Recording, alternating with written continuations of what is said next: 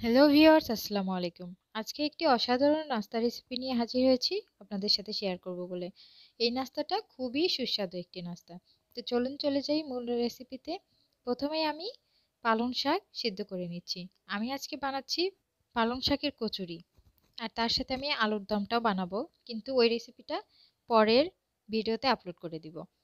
তো এখানে দেখুন সেদ্ধ পালং শাক আর কিছু ধনিয়া পাতা, কয়েকটা চেরা মরিচ আর একটা পেঁয়াজ একটু দিলাম, আদা রসুনের পেস্ট। তো এগুলো দিয়ে আমি ভালো করে এটা ব্লেন্ড করে নিয়েছি। এখন আমি বাটিতে এটা ঢেলে নিয়েছি।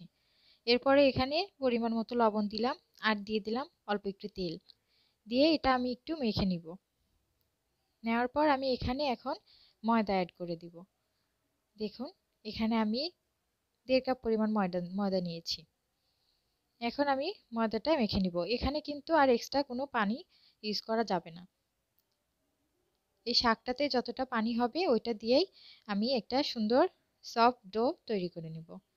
এই যে দেখুন ডোটা কত সুন্দর দেখতে হয়েছে, একদম সবুজ কালার। এরপর আমি ভালো করে এটা মুথে নিলাম। এখন আমি এখান থেকে হাত দিয়ে একটু ছোট ছোট করে এরকম লেচি কেটে নিব।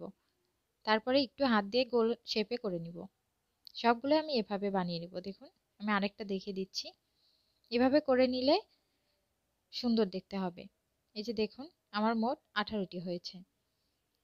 এখন আমি সবগুলো আবারও বাটিতে রেখে দিচ্ছি, আর একটা নিয়ে আমি সুন্দর করে বেলে নিব। এই যে দেখুন আমি একটা নিয়ে নিলাম। অবশ্যই একটু তেল নিয়ে নিতে হবে। তারপরে এটা সুন্দর করে বেলে নিচ্ছি। আর এটা কিন্তু অত বেশি চেপে চেপে বেলা যাবে না, হালকাভাবে এটা বেলে নেব।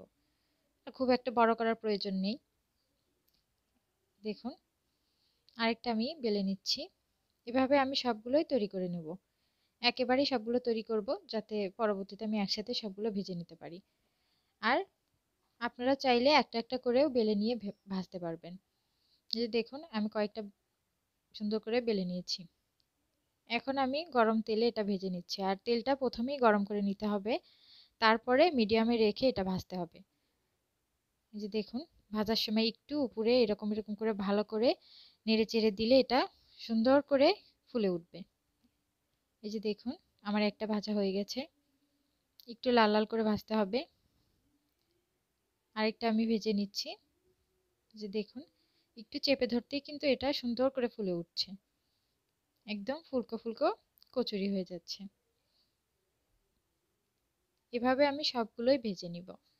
এই খাবারটা কিন্তু আপনারা চাইলে সকালবেলাও খেতে পারেন, আবার সন্ধ্যার পরে রাতের খাবার হিসেবে খেতে পারেন। এটা কিন্তু খুবই মজা হয়। তো আজকে ভিডিওটি কেমন লাগলো অবশ্যই কমেন্ট করে জানাবেন। ভালো লাগলে অবশ্যই লাইক